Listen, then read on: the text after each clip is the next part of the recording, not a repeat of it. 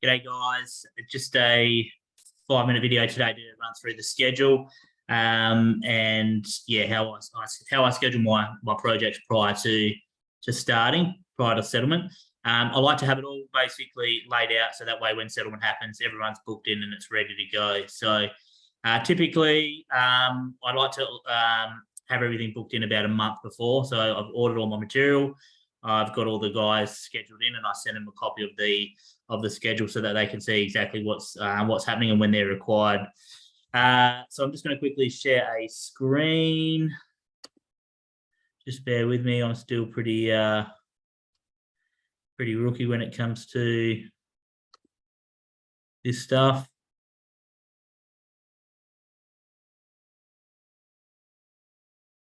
Okay, so basically, if you have a look here, basically, so this one I settled on the 28th of October.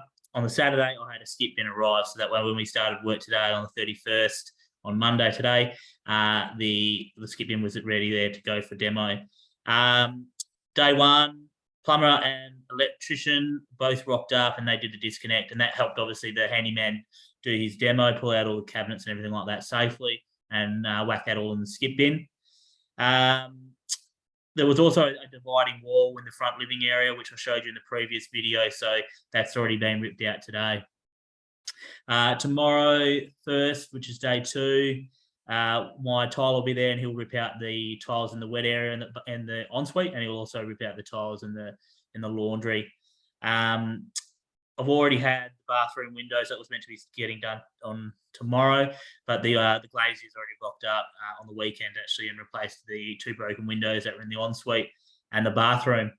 Then day three, my render guy is meant to be coming to do the render of the front elevation, although that's not 100%. He might be coming on the weekend.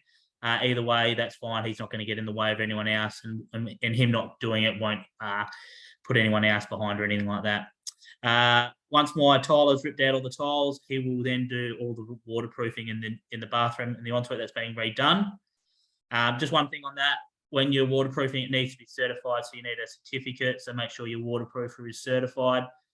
And then the tile removal on day 4 is actually a different guy that I use who will remove all the tile in the living area. So all that slate tile that you saw in the previous video, that'll all get ripped out. And that way the guy, so my handyman who lays all my hybrid floors, that way it's all gone for ready when he does that. On the Friday, the 4th of day 5, my plumber will come in once everything's been stripped, and he'll do a setup in that bathroom and so on. So before he fits off, so that's when he'll come.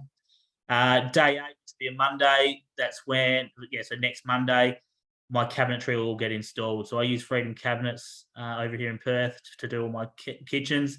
So they'll rock up. They will install that cabinetry in both the kitchen and the laundry. And then I've got a separate vanity that my handyman will whack into the ensuite.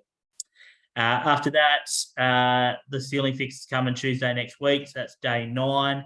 There's a bit of stuff in the ceiling he needs to fix up. Obviously taking out that dividing wall at the front of the front living area, converting it back to the living area that it's meant to be.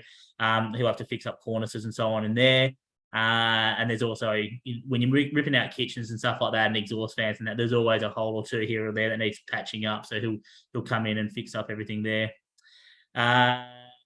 Then on the 11th, I've got my tiler coming, and he will he'll start doing all the wet areas. And then at the same time, my hybrid floors will go down. Normally I do the hybrid floors towards the end, but just to cram this one in, while I've got the tiler doing his thing, I'm going to have my handyman putting down all the hybrid floors throughout the living area.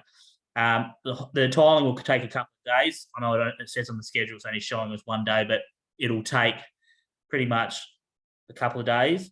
And then the hybrid floors will go for probably 4 or 5 days. So that's why there's a gap between day 11 and day 16. So that way he can get in and do all that.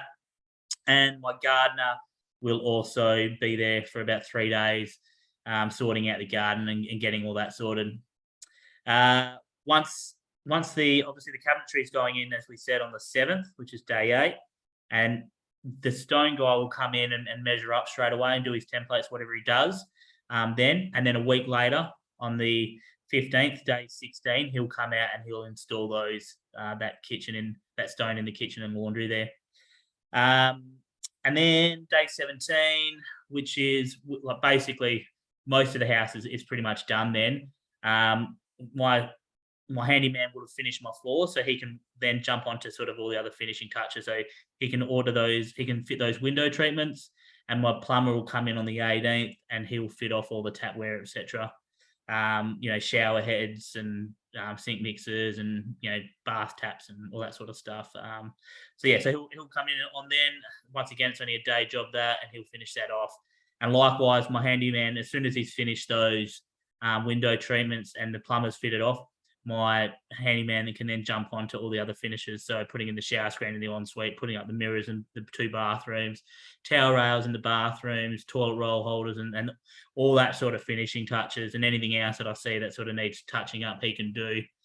Day 22 is aiming for on the 21st of November, aiming for the painter to start. So I've got 2 painters who I use on all my jobs. I'm trying to give them the house to themselves so they can just get in, finish it all up inside and out, paint the whole job, and then they should only take a week to do. And then by the end of that month, house is done, ready to be staged on sort of the 29th, and then we can have some photos and hit the market. So that's pretty much it in a nutshell. It's a quick in and out. Basically my job as project manager is to just stay on top of, I should say, of all the trades, making sure, I call them the day or two before, just reminding you, you're definitely going to be there. If there is any issues for whatever reason, obviously I've had jobs where, stuff comes up, things like COVID or whatever has come up in the past.